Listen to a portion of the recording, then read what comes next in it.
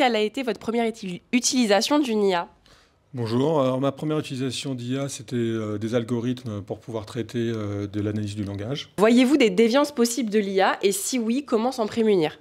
Alors il y a beaucoup de déviances, évidemment, ce qu'on appelle les biais. C'est des choses qu'on nous enseigne aujourd'hui ici, à comprendre ces biais et comment évidemment les contrecarrer. Et l'objectif aussi, c'est pourquoi pas d'utiliser l'IA contre elle-même, c'est-à-dire pour contrecarrer ces biais. Voilà, donc il y a effectivement les biais éthiques notamment par rapport à des requêtes qui sont faites et on comprend que les réponses sont souvent conditionnées par ceux qui ont codé les machines. Et donc l'objectif, c'est évidemment de travailler ces biais.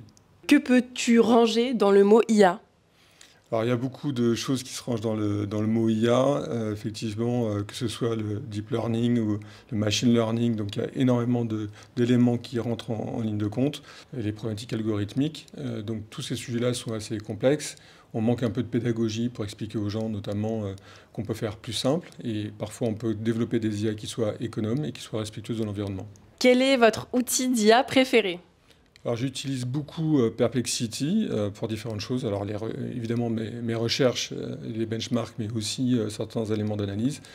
Comme tout le monde, j'utilise aussi ChatGPT et puis j'utilise d'autres systèmes plus spécialisés pour pouvoir développer mes projets. Conserver la propriété intellectuelle dans un monde utilisant l'IA, est-ce que c'est possible? Alors on peut conserver la propriété intellectuelle, tout dépend de qui émet l'information. Donc c'est un peu un objectif aussi pour moi, c'est de travailler sur les bases de connaissances dans les entreprises, justement pour déterminer quelle est la source de l'information, quelles sont les bases de connaissances et comment on peut travailler ces données-là. Et évidemment, à partir du moment où on émet des messages à l'extérieur, on perd cette nature de propriété intellectuelle. Donc il faut être aussi en capacité à comprendre qu'on doit se défaire d'une partie de cette propriété. L'IA et impact environnemental, on en parlait tout à l'heure, l'impact énergivore de l'IA est-il pris en compte dans les décisions d'aujourd'hui? Plus ou moins, c'est-à-dire qu'aujourd'hui, on voit des effets évidemment d'annonce sur des investissements extrêmement lourds. Rarement, on nous explique comment justement ces investissements vont guider un peu les projets pour qu'ils soient plus respectueux de l'environnement. Je pense que c'est aussi l'idée de développer des systèmes de langage qui soient un peu plus simples, un peu moins énergivores.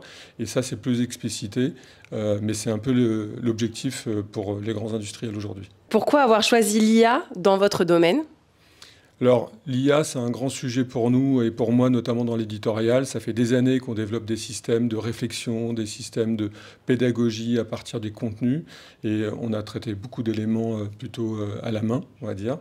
Et aujourd'hui, on est, avec l'IA, en capacité à développer des projets qui soient plus pertinents, plus performants et de garantir notamment cette qualité qu'on défend. Dernière question, on peut dire que l'IA est votre nouvel ami? Alors l'IA, c'est pas forcément un nouvel ami, c'est surtout un nouveau partenaire, c'est vraiment un sparring partner. Ça permet de tester des choses et de vérifier que les problématiques qu'on avait réfléchies il y a quelques années peuvent être industrialisées et devenir un vrai outil du quotidien.